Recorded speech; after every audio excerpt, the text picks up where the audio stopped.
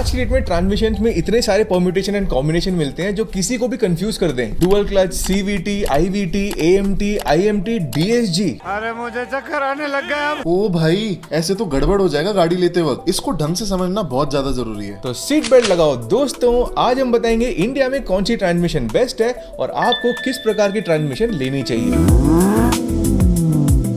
भारतीय गाड़ियों में आज के डेट में सबसे ज्यादा ऑप्शंस हैं।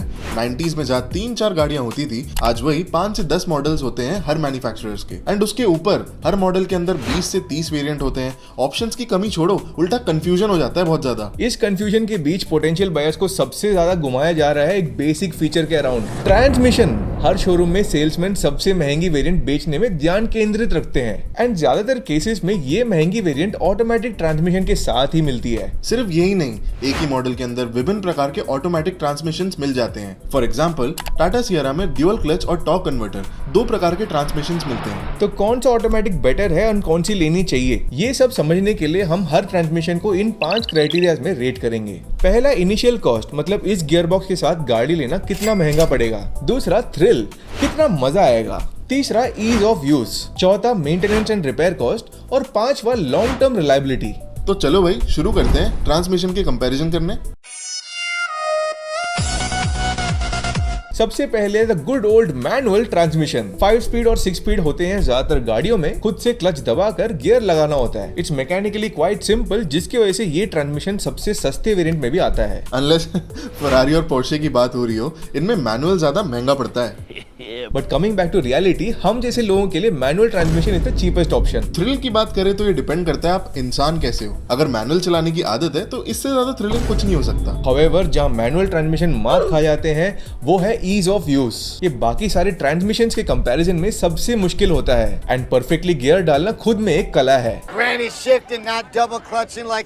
सो ईज ऑफ यूज में मैनुअल ट्रांसमिशंस में ना के बराबर इलेक्ट्रॉनिक कंपोनेंट्स होते हैं एंड ये पूरी लिस्ट में सबसे लो टेक सोल्यूशन है, जिसकी वजह से इसकी रिलायबिलिटी भी अच्छी है एंड मेंटेनेंस कॉस्ट भी कम है। अब चलते हैं ऑटोमेटिक ट्रांसमिशंस के दुनिया में। अलग अलग मैन्युफैक्चरर्स अलग अलग ऑटोमेटिक्स प्रेफर करते हैं। फॉर एग्जांपल, फोक्सवैगन ज्यादातर DSG यानी उनकी प्रोप्राइटरी डुअल क्लच ट्रांसमिशन को ही प्रेफर करता है। होंडा और टोयोटा जैसे जापानीज मैन्युफैक्चरर्स के पास ज्यादातर CVT ट्रांसमिशंस होते हैं। बट वरी नॉट, इन सब के बारे में डिटेल में आपको बताएंगे।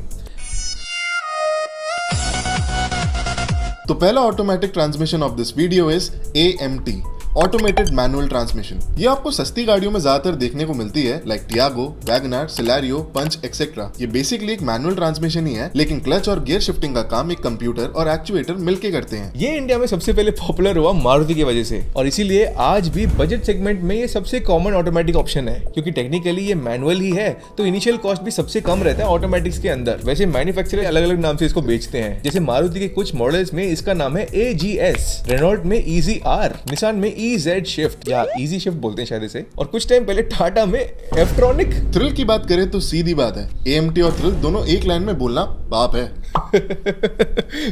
गियर शिफ्ट्स भी काफी जर्की होते हैं और एक नोटिसेबल पॉज भी होती है। जब भी आप गियर चेंज कर रहे हो तो ऐसा लगेगा कि कोई छोटा सा इंसान आपके लिए गियर लगा रहा है अंदर बैठ के, वो भी अच्छे से नहीं। इंजीनियरिंग वाइज तो ये नॉर्मल बिहेवियर है, but feels weird। Feeling side रखें तो ईज ऑफ यूज में however AMT is a clear winner budget segment के अंदर। बस D में डालो और चल पड़ो। नो क्लच, नो स्ट्रेस, वो भी सस्ते में। ट्रैफिक में स्पेशली काफी कंफर्टेबल हो सकता है for daily commutes. Maintenance and reliability में भी ये बाकी ऑटोमेटिक्स को पीछे छोड़ देगा, क्योंकि अंदर से टेक्निकली ये मैनुअली है। बट दैट डजंट मीन कि AMT बिल्कुल प्रॉब्लम फ्री है। ज्यादातर AMTs को ओवरली ट्रैफिक में चलाने से क्लच और एक्चुएटर की वेयर एंड टेयर बढ़ जाती है, जो आगे जाके थोड़ा महंगा पड़ सकता है, but mostly after 1 lakh kilometres, which is okay I guess.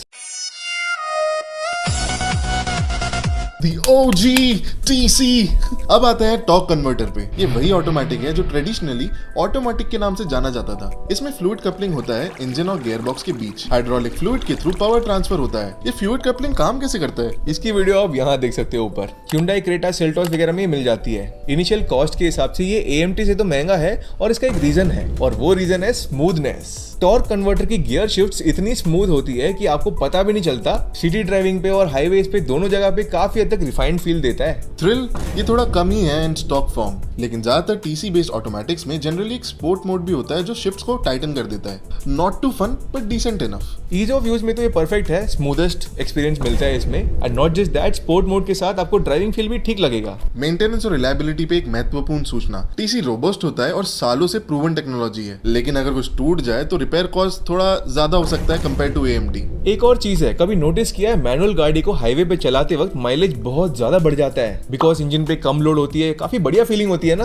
पर टॉर्क कन्वर्टर्स में ये मजा आपको प्राप्त नहीं होगा। इंजन का पावर टॉर्क कन्वर्टर के फ्लूइड में हीट के फॉर्म में वेस्ट हो जाता है, स्पेशली जब गाड़ी हल्की लोड पर या क्रूजिंग स्पीड पर चल रही हो, और इस वजह से हाईवे पर माइलेज अच्छा नहीं मिलता एंड ओवरऑल माइलेज भी मैनुअल के मुकाबले काफी कम हो जाता है। Not just that, torque converter transmission में 50 से 60 हजार किलोमीटर में एक बार ऑयल चेंज करना पड़ता है, जिससे इसकी मेंटेनेंस कॉस्ट बढ़ जाती है AMT और मैनुअल के मुकाबले। बट भाई डुअल क्लच के सामने ये सस्ता ही है एंड इनके long term reliability is actually excellent. इसके अंदर चीजें इतनी खराब नहीं होती है। अगर आप एक 7 सीटर या SUV टाइप गाड़ी देख रहे हो और smoothness is your top priority, तो टॉर्क कन्वर्टर को सीरियसली कंसिडर करना।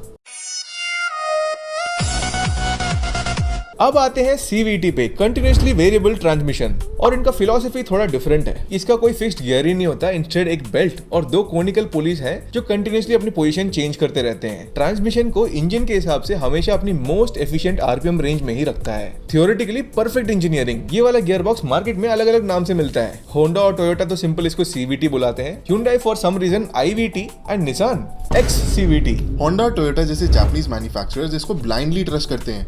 Honda City, Toyota Fortuner, Nissan Magnite, सबके सब CVT के बच्चे हैं। इनिशियल कॉस्ट के हिसाब से TC से थोड़ा सा महंगा पड़ता है। ज्यादातर CVT वाले मैन्युफैक्चरर्स टॉर्क कन्वर्टर नहीं देते और टॉर्क कन्वर्टर वाले CVT नहीं देते, तो अराउंड द सेम ही पड़ता है टॉर्क कन्वर्टर और CVT का प्राइस। तो अफोर्डेबल तो है ये। ट्रैफिक सिचुएशंस में फ्यूल एफिशिएंसी को देखें तो CVT जेन्युइनली बाकी सबको पीछे छोड़ देता है, क्योंकि इंजन हमेशा स्वीट स्पॉट पे चल रहा है। माइलेज नंबर्स कंसिस्टेंटली बेटर आते हैं बाकी ऑटोमेटिक से, अनलेस आप मैनुअल में माहिर हो। लेकिन भाई थ्रिल, CVT और थ्रिल तो अलग अलग प्लैनेट्स पे रहते हैं बिल्कुल।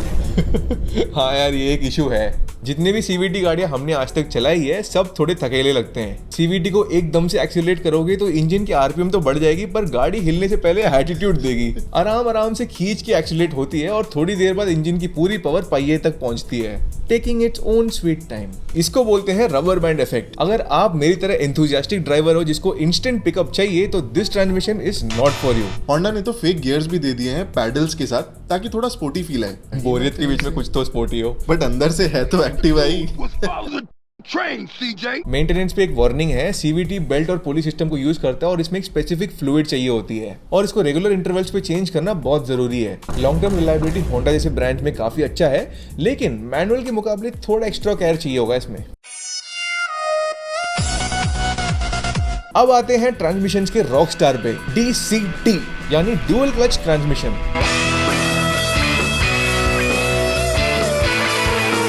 अब मेरा लव हेट रिलेशनशिप है इस गियर बॉक्स के साथ, क्योंकि डुअल क्लच ट्रांसमिशन एक बहुत बड़ी फीचर है, तो मार्केट में अलग अलग नाम से इसको बेचा जाता है। VW का DSG, Hyundai और Kia की DCT, टाटा का DCA, फोर्ड का पावर शिफ्ट, ऑडी का S tronic etcetera. By the way, enthusiast लोग हमारे बीच में जितने भी हैं, मैं एक सवाल पूछता हूँ, PDK कौन सी कंपनी का डुअल क्लच है?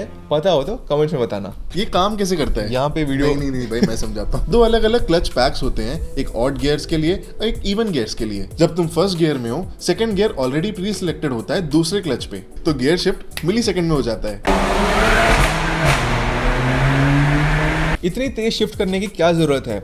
ये टेक्नोलॉजी ओरिजिनली लेमॉन्स रेसिंग से आई थी और आज फोक्सवैगन, किया, Hyundai और टाटा सब इसको यूज कर रहे हैं। इनिशियल कॉस्ट इसकी सबसे ज्यादा है ऑटोमेटिक्स में और सिर्फ सबसे प्रीमियम वेरिएंट में ही मिलता है। Thrill full marks. DCT में गियर शिफ्ट्स इतने फास्ट होते हैं कि फास्टेस्ट मैनुअल ड्राइवर से भी फास्ट फील होता है। पैडल शिफ्टर्स के साथ तो ये कंप्लीटली डिफरेंट एक्सपीरियंस है, आपको लगेगा कोई रेस कार चला रहे हो। DCT और DSG चलाने का मजा ही कुछ और है, स्पेशली VW और स्कोडा में, क्योंकि ये DCT गियर बॉक्स बड़े नाजुक किस्म के होते हैं। ज्यादातर DCT गियर्स को होल्ड नहीं करते, रेड लाइन आने से पहले ही अप शिफ्ट कर देता है, चाहे आप मैनुअल मोड में क्यों ना हो।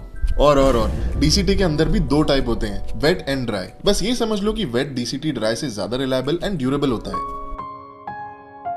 मेंटेनेंस की बात करें तो डीसीटी सबसे कॉम्प्लेक्स मैकेनिज्म है इस लिस्ट में। स्पेशलिस्ट नॉलेज चाहिए रिपेयर के लिए और कॉस्ट भी काफी हाई होता है। और इवेंचुअली जब एक दिन आपके डीसीटी के कुछ कंपोनेंट खराब होते हैं तब समझो आपका जेब खाली हो जाएगा। तो बजट कंस्ट्रेंट है या मेंटेनेंस से डरते हो तो डीसीटी बिल्कुल अवॉइड करना। एक बार का मजा, जिंदगी भर का सजा।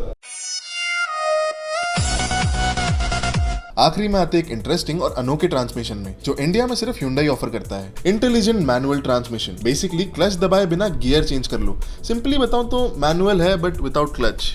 यूजलेस। ये एक अजीब सी ट्रांसमिशन है और इसका बस एक ही फायदा है, ट्रैफिक में आपका लेफ्ट लेग नहीं दुखेगा। बस बाकी सब मैनुअल की तरह ही है, बस कॉस्ट मैनुअल से थोड़ा ज्यादा होगा। क्या यार, क्यों है यार कि अवॉइड करो। क्या सोच के बनाया होगा Hyundai ने इसे?